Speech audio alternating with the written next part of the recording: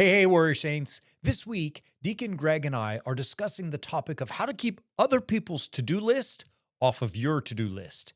Glad to have you beautiful people with us as we continue our conversation from yesterday. I think then it goes into the next question, which we can address. All right, what is the 5%, right? And one of the things that I read a great book. You read it too.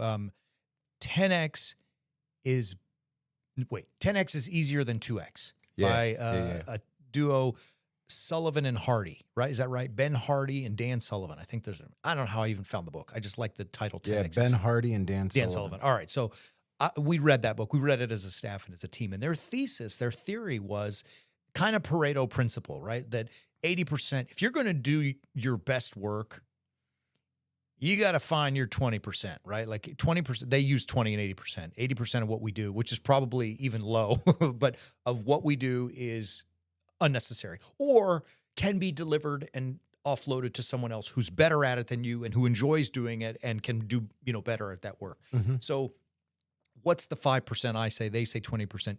Either way, the point is you've got to narrow down what you're looking at and what you're doing and focus. Like, look, Jethro is great, right? I mean, we talked about this long ago on our Warrior Saints platform, but the Jethro Principle, I'll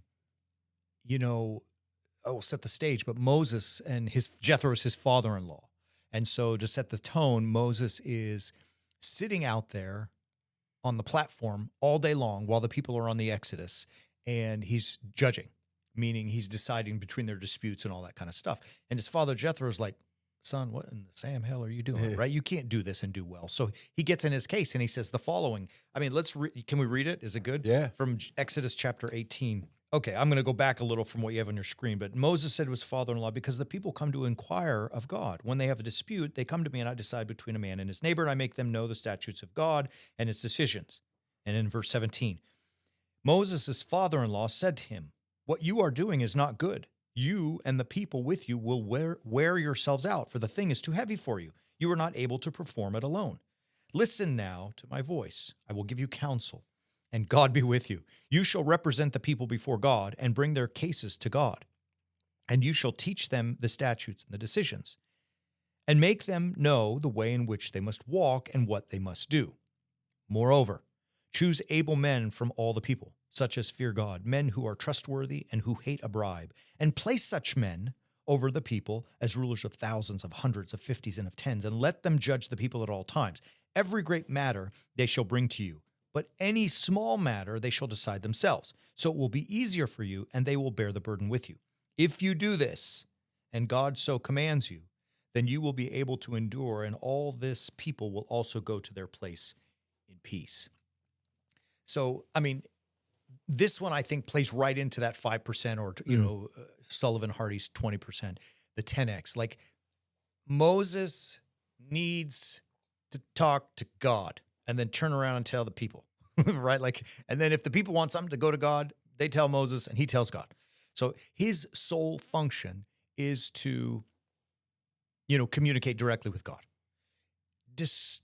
Judging the disputes, the minor stuff, get some good quality men, right? Like he's passing off to able-bodied men, such as fear God. That's what it said in the text, right? Yeah. Let them figure the stuff out. And if something comes that's like insanely huge, let them bring it to you, right? There can always be exceptions, but let them do their business. You do your business. So all of my rambling, and then I'll turn it loose to you, right? You got to figure out what's your 5%. Moses figured out Jethro told Moses what it was, but your 5% is to deal directly with God on behalf of the people and vice versa.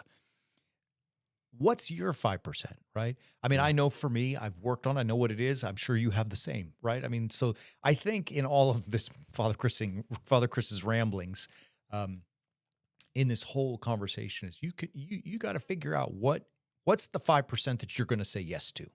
Yeah. I think you got to figure out what are you able to do? What is your skill set? Yeah. What are the things that you're really, it's interesting the way that the Jethro Principle goes on in Exodus. Moses, as he puts it into action, says he gave heed to the voice of his father-in-law and did all that he had said. Moses chose able men out of all of Israel, made them heads over the people, rulers of thousands, of fifteens, of fifties, and of tens. They judged the people at all times. Hard cases they brought to Moses, but any small matter they decided themselves. Then Moses let his father-in-law depart, and he went his way to his own country. So it even clues us in there. Yeah. He finds the people that are able to do it, that he trusts explicitly. There are those things that he will still need to take care of. And his father-in-law is the most fascinating to me in this whole thing.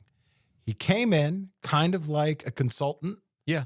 gave him his recommendations, and then departed to his own country. He went his own way. He's not going to stay and figure out for Moses how to implement it. He's not going to stay and make sure Moses listens. He came in, he said his piece, basically goes on his way. He's done. He did what he came to do, and he saw it through without exception. And he left, and he went back to his own country, and all right, go. Yeah. Do or don't do what I suggested. But if you're going to do it, then do it. And I'm out. Yeah. I mean, ultimately, I think what you led us to there in this little segment it's pretty clear. I mean, maybe you need a consultant, a guide, right? Like that's what we're doing. But discover or even allow someone to help you, i.e. the consultant, guide, whole thing. Allow someone to help you understand what is your 5%. And then, then you can devote your attention to it. Then you can devote all of your effort and all of your attention to that. Yeah. All right.